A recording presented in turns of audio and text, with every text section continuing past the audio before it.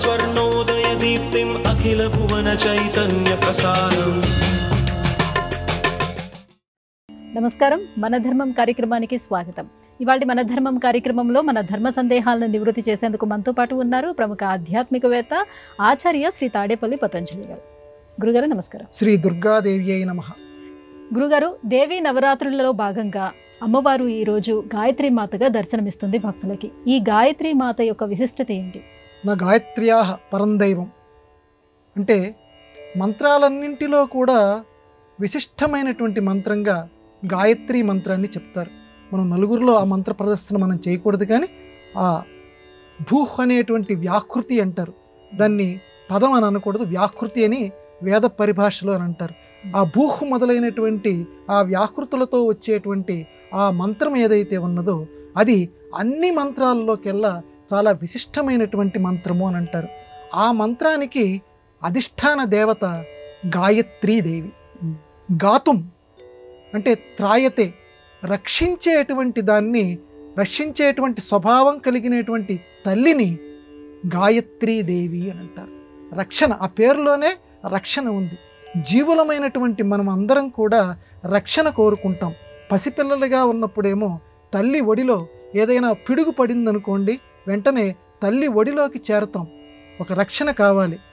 అవతల పిడుగు పడని ఉరుములు ఉరమని తల్లి ఒడిలో కూర్చుంటే మనకి తెలియనటువంటి ఒక ఆశ్వాసన మనకి లభిస్తుంది. తల్లి ఒడిలో కూర్చున్నటువంటి బిడ్డ ఎంత రక్షణ అనుభూతిని పొందుతాడో, గాయత్రీదేవిని గురించి స్మరించుకున్న మొత్తం ఆ మంత్రాలు కొంట కాదు, కనీసం గాయత్రీదేవి అవతారం, ఆ అవతారాన్ని ఈరోజు మన సందర్శన చేసిన మనకి ఉన్నటువంటి సకలమైనటువంటి పాపాలన్నిటినీ తొలగిపోవటమే కాకుండా విద్యాధి దేవత గాయత్రీ దేవత, ఆధ్యాత్మిక దేవత గాయత్రీ దేవత, ముక్తా విద్రుమ అని చెప్పి అమ్మవారి యొక్క స్వరూపాన్ని వర్ణిస్తారు.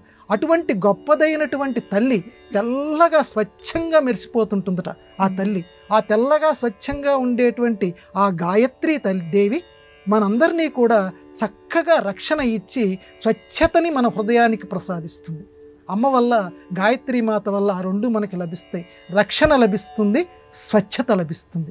మానవులమైనటువంటి మనందరం కోరుకోవాల్సింది రక్షణతో పాటుగా మనఃస్వచ్ఛత, మనస్సుకి స్వచ్ఛత రావాలి. ఎందుకంటే మనస్సులో కనుక స్వచ్ఛతాభావం కనుక లేకపోతే, ఆధునిక పరిభాషలో చెప్పాలన్నా కూడా రకరకాలైనటువంటి వ్యాధులు శరీరంలో తయారైపోతాయి.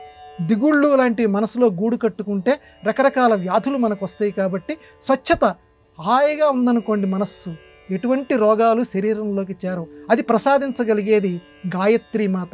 ఆవిడ మంత్రం జపించడానికి కొంతమందికి అర్హత ఉంది. ఆ మంత్రం నువ్వు జపించలేవా, కనీసం ఆ గాయత్రి రూపాన్ని అందుకే అందరికీ ఉపయోగపడేట్టు చేశారు. ఈ నవరాత్రుల్లో ఈరోజు గాయత్రీదేవిని ఆ దేవాలయంలో అంత దూరం వెళ్ళటానికి అందరం ప్రయత్నం చేయాలి. లేదా ఇంట్లో అయినా సరే, ఇంట్లో ఉన్న దేవినే గాయత్రీ మాత కింద, ఈ నా ఇంట్లోనే వచ్చి కూర్చుంది గాయత్రీదేవి అని ఆ గాయత్రీదేవిగా ఇంట్లో ఉన్నటువంటి దేవి చిత్రపటాన్ని ఆరాధన చేయగలగాలి. వెళ్ళగలిగినటువంటి వాళ్ళు తప్పనిసరిగా ఈరోజు దేవాలయానికి వెళ్ళి గాయత్రీదేవిని సందర్శించి రక్షణని పొందాలి. మనం అందరం కూడా ఆవిడ అనుగ్రహానికి అందరూ నోచుకొనెదరుగాక. గురుగారు, గాయత్రీ మంత్రం ఏ గ్రంథంలో ఉంది? గాయత్రీ మంత్రం యొక్క ప్రత్యేకత ఏమిటి? బాగుందమ్మా. గాయత్రి మంత్రం ఇది ఇప్పుడు ఇక్కడ ఉచ్చారణలో ఒక్కొక్కసారి మనం గాయత్రీదేవి, గాయత్రీదేవి ఈ రెండు పదాలు వాడుతుంటాం. ఏది నిజం అని అంటే గాయత్రీదేవి అనాలి, గాయత్రీదేవి అనకూడదు. ఈ తీకి దీర్ఘం పెట్టాలి. ఎందుకనంటే సంస్కృతంలో స్త్రీ పదాలు ఏదైతే ఉన్నాయో ఇవి సంస్కృత మొదటగా గనక ఉంటే వాటికి దీర్ఘం వస్తుంది. అందువల్ల మహాలక్ష్మీదేవి దీర్ఘం వస్తుంది. అయితే స్త్రీ పదాలు కాకుండా, స్త్రీలింగవాచకాలు కాకుండా నపుంసకలింగాలు గనక ఉంటే అక్కడ దీర్ఘం రాదు. ప్రశ్నపత్రము అనాలి, ప్రశ్నాపత్రము అని అనకూడదు. ఎందుకంటే ప్రశ్నం అనేది నపుంసకలింగ పదం కాబట్టి ప్రశ్నపత్రమే అనాలి. సరే, ఇంతకీ గాయత్రి మంత్రం యొక్క విశిష్టత చెప్దాం. ఈ గాయత్రీ మంత్రం ఎక్కడ ఉన్నది అంటే దీన్ని సృష్టించినటువంటి వాడు, దీనికి జనకుడు లాంటి వాడు విశ్వామిత్ర మహర్షి. ఈ లోకానికి అనుగ్రహించినటువంటి వాడు విశ్వామిత్ర మహర్షి. ఇది వేదంలో లేకపోయినప్పటికీ దీని సృష్టికర్త మాత్రం విశ్వామిత్రుడు ఎందుకంటే ఒక్కొక్క మంత్రానికి ఒక్కొక్క ద్రష్ట ఉంటాడు మన సంస్కృతిలో, మన సంప్రదాయంలో. అలాగే గాయత్రి మంత్రానికి కూడా ద్రష్ట విశ్వామిత్ర మహర్షి. ద్రష్ట అంటే మనస్సులో ఆ బీజాక్షరాలని దర్శించగలిగినటువంటి వాడిని ద్రష్ట అంటారు. అంటే ఆయనకి మాత్రమే ఆ బీజాక్షరాలు వినపడతాయి, అందరం కూడా ఆ బీజాక్షరాలని వినపడలేం. ఆ బీజాక్షరాలు ఎటువంటివంటే మంత్రం నలుగురిలో చదవకూడదు, కానీ ఆ మంత్ర భావార్థం చెప్పుకుందాం. ఓ తల్లి, నువ్వు ఎటువంటి దానివేనంటే ఈ లోకాలు ఏదైతే ఉందో, భూలోకం ఉంది, స్వర్గలోకం ఉంది, మహర్లోకం ఏదైతే ఉన్నదో అక్కడ అన్నింటిలోనూ ఉన్నటువంటి ఓ తల్లి, మాకు చక్కగా చక్కగా బుద్ధిని మాకు ప్రచోదయాత్, మాకు అందరికీ కూడా నువ్వు ప్రేరేపించుగాక. ఎందుకంటే మన దగ్గర ఎంతో సంపద ఉంటుంది, కానీ అవసరం వచ్చినప్పుడు ఆ సంపదని వాడుకుంటేనే అది ఉపయోగపడుతుంది. నాకు ఇంట్లో సంపద ఉందని చెప్తాం, ఇల్లు తాళం పెడతాం, తాళం చేయి మర్చిపోతాం, పగలగొట్టడానికి కూడా వీలు లేకుండా ఏవేవో సాంకేతిక అక్షరాలు ఉంటాయి. బోలే డబ్బు ఉంది ఇంట్లో, కానీ తీయటానికి వీలు లేదు, ఆ సాంకేతిక అక్షరాలు ఎవరికీ తెలియవు అనుకుందాం. అప్పుడు డబ్బుండి ఉపయోగం ఏముంది? ఆ రకంగానే మనలో ఎంతో బుద్ధి ఉండొచ్చు, ఎంతో జ్ఞానం ఉండొచ్చు, కానీ ఆ ధ్యానాన్ని మనం గనక చేయకపోతే ఆ జ్ఞానం మనకి అవసరమైన సమయంలో బయటికి రాదు. అందుకనే ధియోయు, మాలో ఉన్నటువంటి ఆ బుద్ధి ఏదైతే ఉందో, మాకు ప్రేరేపింపబడుగాక. మాలో ఉన్నటువంటి బుద్ధి అంటే మంచి చెడులు తెలుసుకునేటువంటి ఒక విచక్షణా జ్ఞానం అని. ఇక్కడ బుద్ధికి రకరకాల అర్థాలు ఉన్నాయి, ఇక్కడ అర్థం మాత్రం ఏం చెప్పుకోవాలంటే మంచి చెడు తెలుసుకొని మంచిగా మనం నడవగలిగేటువంటి ఒక గొప్ప పద్ధతి. అది మమ్మల్ని ప్రేరేపించు తల్లి, మేము ఇతర చెడు మార్గాల్లో నడవకుండా అని ప్రతిరోజు కూడా శిష్టులు సంధ్యావందనం మొదలైనటువంటి చేసుకునేటువంటి వాళ్ళు తప్పనిసరిగా ఈ గాయత్రి మంత్రాన్ని చదువుతారు. ఇంకొక గొప్పదైనటువంటి గాయత్రి మంత్ర విశేషం ఏంటంటే, అనాచారాలు ఏవైనా ఉన్నాయి, పొరపాటున ఎక్కడైనా ఒక్కొక్కసారి చేయకూడనటువంటి పనులు, అది తప్పనిసరి పని అయిపోతుంది, అంటుకోకూడనటువంటి పదార్థాలను అంటుకోవాల్సి వస్తుంది. అలాంటివి ఉన్నటువంటి వాళ్ళు తప్పనిసరిగా 1000 సార్లు గాయత్రి మంత్రం చదువు, ఆ పాపం పోతుంది. శ్రాద్ధకర్మలు ఉన్నాయి, శ్రాద్ధకర్మలు పితృకర్మలు చేసేటప్పుడు మనకి తెలియకుండా, ఎందుకంటే పితృదేవతలు అంటే వాళ్ళు వేరే లోకంలో నరక సంబంధమైనటువంటి దేవతలు, వాళ్ళందరూ మన చుట్టూ ఆవేశించి ఉంటారు, మనకి రక్షణ కావాలి.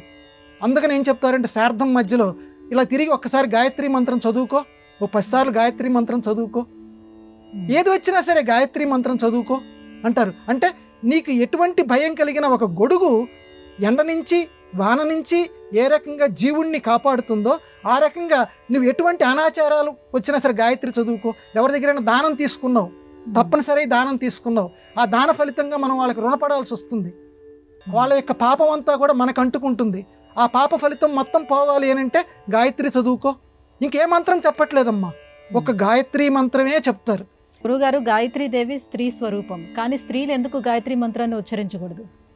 అది ఎందుకనంటే కొన్ని సంప్రదాయం ప్రకారంగా ఆధునిక యుగంలో ఈ ప్రశ్న మనకి బాగా ఉత్పన్నమవుతోంది. కానీ మన పూర్వీకులు మాత్రం స్త్రీని, ఇక్కడ చాలా విశేషంగా మనం గమనించాలమ్మా, స్త్రీని ఏనాడు కూడా మన సంప్రదాయం నిర్లక్ష్యం చేయలేదు. గాయత్రుడు అని అనలేదు, జాగ్రత్తగా గమనించండి. గాయత్రీదేవి అన్నారు. స్త్రీనే శక్తి స్వరూపిణి కింద చూపించారు, మగవాణ్ణి శక్తి స్వరూపుడి కింద చూపించలేదు. కానీ వాళ్ళని ఎందుకు ఉచ్చరించవద్దన్నారంటే కొన్ని నిషిద్ధ సమయాలు ఉంటాయి. ఆ నిషిద్ధ సమయాలు, ఎందుకంటే అది పూర్వంగా మన ప్రాచీనంగా వస్తున్నటువంటి సంప్రదాయం. అది సంప్రదాయం మనం బద్ధులం కావాల్సిందే. వాళ్ళు చెప్పారు ఆ సమయంలో చదవకూడదు, కాబట్టి ఇదేమో ప్రతిరోజు చేయవలసినటువంటి కార్యక్రమం, ప్రతిరోజు కూడా ఆచరించవలసినటువంటిది. అందువల్ల పురుషుడు చేసేటువంటి దాంట్లో మన గొప్ప సంప్రదాయం చెప్తుందమ్మా, పురుషుడు చేసేటువంటి గాయత్రి మంత్ర జపం ఏదైతే ఉందో, అందులో ఆ వచ్చేటువంటి ఫలితం ఏదైతే ఉందో, అందులో స్త్రీ ఏమీ చేయనక్కర్లా, అందులో సగభాగం స్త్రీకి వెళ్ళిపోతుంది. స్త్రీకి అంత గొప్ప విలువ ఇచ్చింది సంస్కృతి అమ్మ మనది. స్త్రీ దేవతగా ఆరాధించిన సంస్కృతి. కానీ ఉచ్చరించొద్దు అని ఎందుకన్నారంటే స్త్రీ సుకుమారి, పురుషుడు కొంచెం కఠిన స్వభావం కలిగిన వాడు, కఠిన దేహం కలిగినటువంటి వాడు. కొన్ని అక్షరాలు ఉచ్చరించడానికి కొంచెం ఇబ్బంది పడాల్సి వస్తుంది, కొన్ని నిషిద్ధ సమయాలు ఉంటాయి. అందువల్ల వాళ్ళని ఇటువంటివి చదవద్దునైనా కానీ మీకు ఆ ఫలితం వస్తుంది అని స్త్రీలకి మన సంప్రదాయం ఆ రకంగా ఇచ్చింది. సంప్రదాయబద్ధంగా స్త్రీని ఉచ్చరించొద్దన్నారు, కానీ స్త్రీని ఏనాడు కూడా మన సంప్రదాయం హీనపరచలేదు. గాయత్రుడు అనలేదు, మళ్ళీ చెప్తున్నాను, గాయత్రీదేవి అన్నారు. ఆ రకంగా ఆరాధించింది మన సంస్కృతి. గురుగారు, గాయత్రి మాత వేదస్వరూపిణి, సమస్త విజ్ఞాన స్వరూపిణి అయిన గాయత్రి మాత ప్రత్యేకతను ఎలా విశ్లేషించుకోవాలి? ఆవిడ వేదస్వరూపిణి, విజ్ఞాన స్వరూపిణి. సమస్త వేదాలు చదవాలి అని అంటే మహాభారతంలో చెప్తాడు, కొన్ని వందల పర్వతాల ఎంత ఎత్తున్నాయట వేదాలు. అంత పర్వతాల రాసులు. ఆ పర్వతాల రాసులు ఉన్నటువంటి వేదాలని చదవటానికి ఈ జన్మ సరిపోదు. మరి వేదాలు చదవాలనుంది నాకు, వేదాల్లో ఏముందో నాకు తెలియాలి. ఒక పని చెయ్యి, గాయత్రీదేవిని ఆరాధించు. చాలా సులువు సూత్రం చెప్పారు. అన్ని వేదాలు నువ్వు చదవలేకపోతున్నావు కదా, వేదాలు చదివితే ఎంత ఫలితం వస్తుందో అంత ఫలితం గాయత్రీదేవిని ఆరాధిస్తే, దసరాల్లో, అందులో ఈ శరన్నవరాత్రుల్లో గాయత్రీ స్వరూపినిగా లోకంలో రక్షణ చేయటానికి మన ముందు ఉన్నటువంటి ఈ అవతారం ధరించినటువంటి మన కోసం దిగి వచ్చినటువంటి గాయత్రీదేవిని వేదస్వరూపినిగా భావించు. అమ్మా, నేను వేదాలు చదవలేకపోయాను, కానీ ఈ జన్మ నాకు వెళ్ళిపోతోంది, కానీ వేదాల్లో ఉన్నటువంటి విషయాలన్నీ నాకు తెలియాలనుంది, వేద ఫలితం నాకు రావాలనుంది, అది నాకు రప్పించు తల్లి అని అంటే ఆ గాయత్రీ మాత ముక్తా విద్రమ హేమనీల ధవల ఛాయై ముఖై తీక్షణై అనేటువంటి ఆ గొప్ప శ్లోకం ఉంది. ఆ గొప్ప శ్లోకం నేను చదవలేనంటున్నావు, కానీ వేదస్వరూపిణి ఆవిడ త్రీక్షణై 3 రకాల చూపులు చూస్తుందట, 3 రకాల కన్నులు కలిగినటువంటిది శివస్వరూపిణి ఆ గాయత్రీదేవి. ఆ గాయత్రీదేవి తప్పనిసరిగా వేద అనుగ్రహం చేస్తుంది. వేదము అనంటే తెలియబడినది. ఈ ప్రపంచంలో వేదం అనే పదానికి తెలియబడినది. ప్రపంచంలో ప్రతిదీ కూడా తెలుసుకోవాలి, ప్రతిదీ కూడా ముయ్యబడి ఉంది. పిహితం అంటుంది శాస్త్రం. పిహితం అంటే ముయ్యబడినటువంటిది. ప్రతి విషయం కూడా కొంత మనకి గందరగోళంగా ఉంటుంది, ఇది ఏమిటి అని. అలా ముయ్యబడి ఉన్నటువంటి దాన్ని ఈ వేద విజ్ఞాన స్వరూపిణి. విజ్ఞానము అంటే విశిష్టమైనటువంటి జ్ఞానం. ఆ వేద విజ్ఞాన స్వరూపినటువంటి గాయత్రీదేవి ఆ ముయ్యబడినటువంటిది ఏదైతే ఉందో, హిరణ్మయేన సత్యం పాత్రం, హిరణ్మయం చేత సత్యమైనటువంటి పాత్ర ముయ్యబడినది అంటాడు. ఆ సత్యం, అసలు సత్యం తెలియాలి మనకి. ఈ జీవితం ఏమిటి, ఇందులో ఉన్నటువంటి సారాంశం ఏమిటి, ఇలాంటివన్నీ కూడా తెలియాలన్నా కూడా ఆ హిరణ్మయేన పాత్రేన, బంగారం లాంటి ఆకర్షణ, ఈ ఆకర్షణలతో అది ముయ్యబడి ఉందట. ఈ ఆకర్షణలోంచి పక్కకు తప్పించి అసలైన వేద విజ్ఞానాన్ని మనకి దరిచేర్చి మనకి రుచి చూపించేటువంటి తల్లి గాయత్రీదేవి. కొంతమందికి ఆ మంత్రం చదువుతారు కాబట్టి మిగతా వాళ్ళు మంత్రం చదవలేదని చెప్పి అనుకోక్కర్లేదు.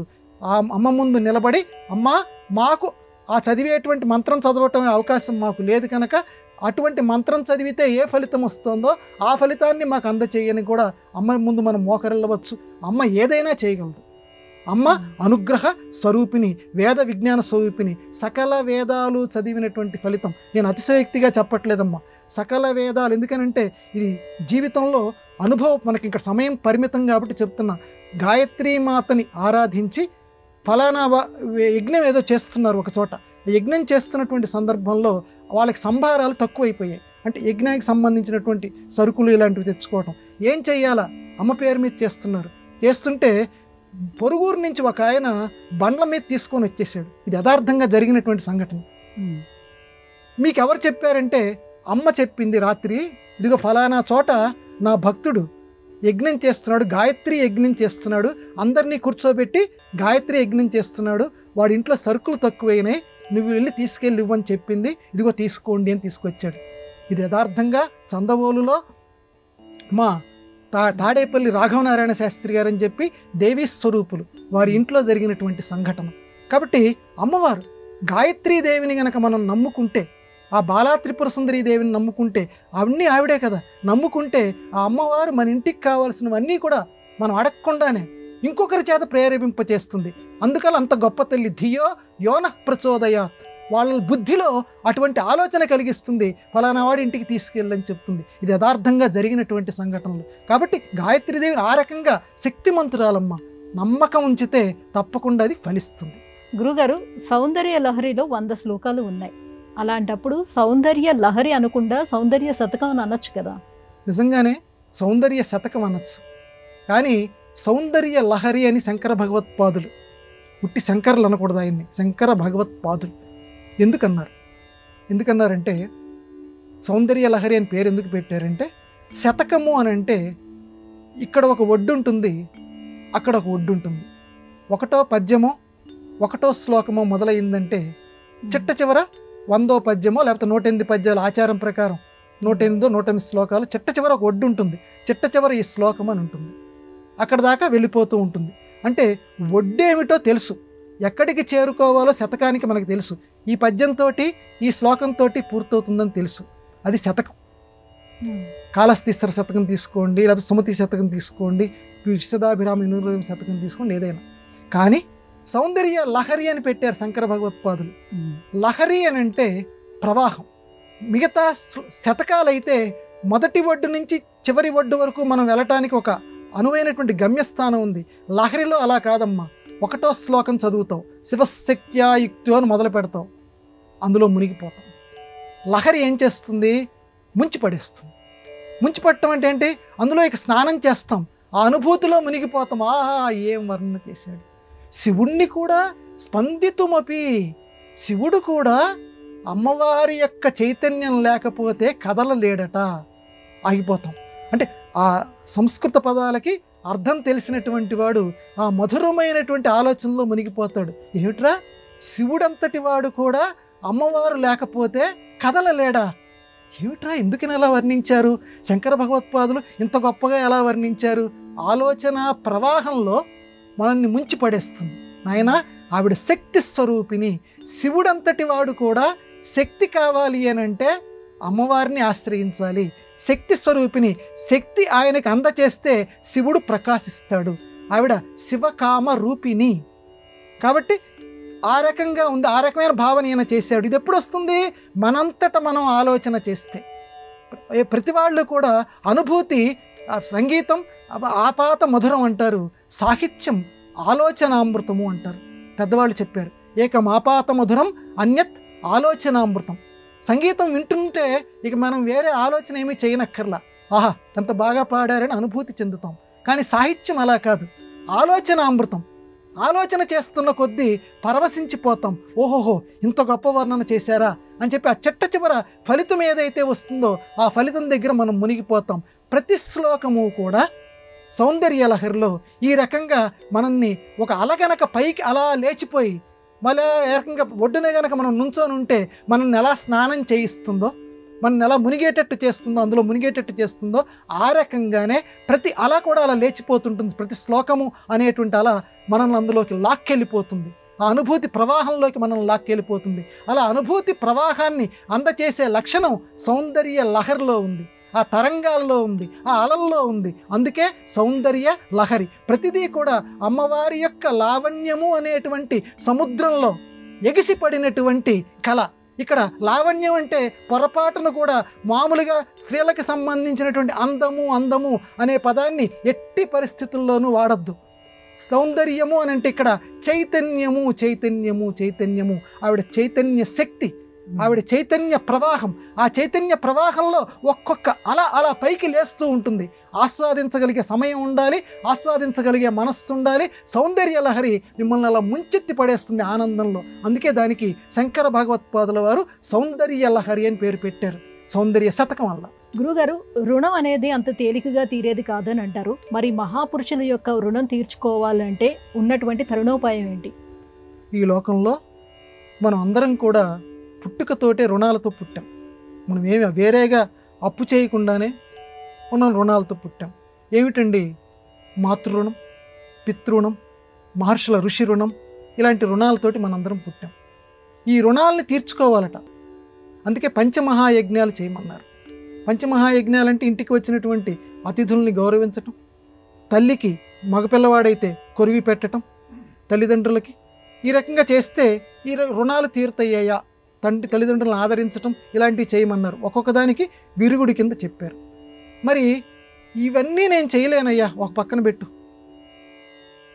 నా తల్లికి నా తండ్రికి అయితే నేను చేస్తా. లోకంలో ఋషులు ఉన్నారు, ఇంతమంది మహారచయితలు ఉన్నారు, ఇంత గొప్ప గ్రంథాలు రచించారు, మన సంస్కృతిని నిలబెట్టే మహానాయకులు ఉన్నారు, ఈ దేశాన్ని రక్షించారు మహానాయకులు, ఈ దేశం కోసం తమ ప్రాణాలను అర్పించారు. వాళ్ళ రుణం ఎలా తీర్చుకోవాలి?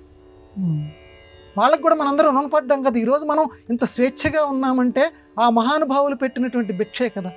మరి ఆ రుణం తీర్చుకోకుండా ఈ జన్మ ఎలా చాలిస్తాం అని అంటే దానికి చక్కటి ఉపాయం చెప్పారమ్మా. చాలా సులభమైనటువంటి ఉపాయం చెప్పారు. ఆ ఒక్కటి చేస్తే రుణం తీరిపోతుంది. ఎవరు చెప్పారు? పోతన గారు చెప్పారు. ఎక్కడ చెప్పారు? మహాభాగవతంలో చెప్పారు. ఒక బ్రాహ్మణుణ్ణి శ్రీకృష్ణ భగవానుడి దగ్గరికి రాయబారిగా పంపిస్తుంది రుక్మిణీ మహాదేవి.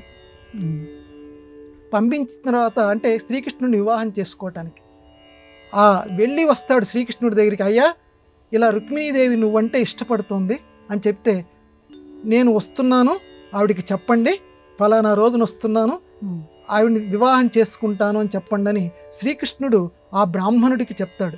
ఆ బ్రాహ్మణుడు వచ్చి ఈ రుక్మిణీదేవి దగ్గర, అమ్మా ఇలా అన్నాడమ్మా శ్రీకృష్ణుడు, ఫలానా రోజున వస్తాట, వచ్చి నిన్ను వివాహం చేసుకుంటాట, నువ్వేమీ బాధపడకు, మీ అన్నయ్య రుక్మి వేరే వాళ్ళకి ఇస్తాడు, వేరే వాళ్ళకి ఇచ్చి నన్ను వివాహం చేస్తాడని బాధపడుతున్నావు కదా, ఏం బాధపడకు, శ్రీకృష్ణుడే నిన్ను వివాహం చేసుకుంటాడు, ఈ సందేశం నీకు చెప్పమన్నాడమ్మా, ఆయన మాట అంటే మాట వచ్చి తీరతాడు.